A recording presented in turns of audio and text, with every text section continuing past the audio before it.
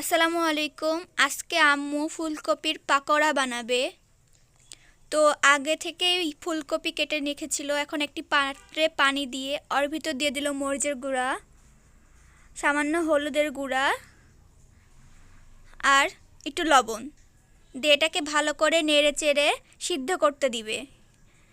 এই যে ঢেকে দিল। এখন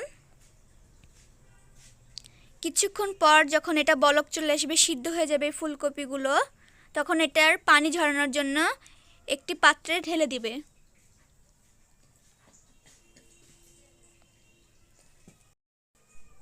তো এখন ফুলকপি সব ঢেলে দিল পানি ঝরানোর জন্য। আর এই দিকে আরেকটি পাত্রের ভিতরে দিয়ে দিচ্ছে হচ্ছে বেসন,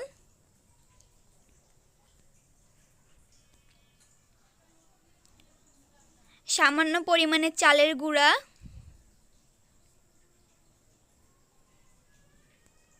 আর আটা দিয়ে দিবে। অল্প একটু আটা দিয়ে দিল।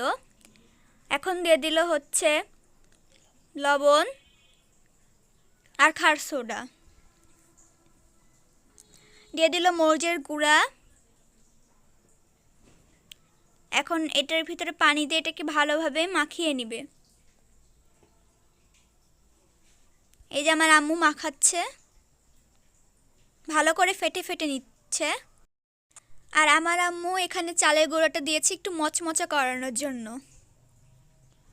ভালো করে মাখিয়ে নিল। আর এখানে যে ফুলকপির পানি ঝরানো ছিল ওর ভিতর একটু জিরার গুঁড়া দিয়ে দিল যাতে একটু সুন্দর সেন্ট আসুক। এই দেখুন আমার আম্মু এখন ফুলকপিগুলো বেসনের ভিতর ভালো করে মাখিয়ে নিবে।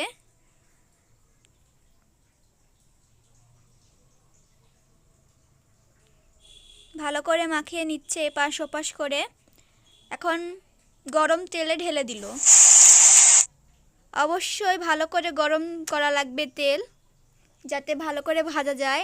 এখন এপাশ ওপাশ করে ভেজে নিচ্ছে। এই দেখুন হয়ে গেছে। কত সুন্দর মচমচা ফুলকপির বড়া। এই দেখুন আমার আম্মু আরো কয়েকটা দিয়ে দেখা দিচ্ছে। তো ভিউয়ার্স, আজকের ভিডিও এই পর্যন্তই। আপনারা লাইক করবেন, সাবস্ক্রাইব করবেন। আমার আব্বু এখন এখানে একটি খাইয়ে দেখাচ্ছে। সো ভিউয়ার্স, আজকের ভিডিও এই পর্যন্তই। আসসালামু আলাইকুম।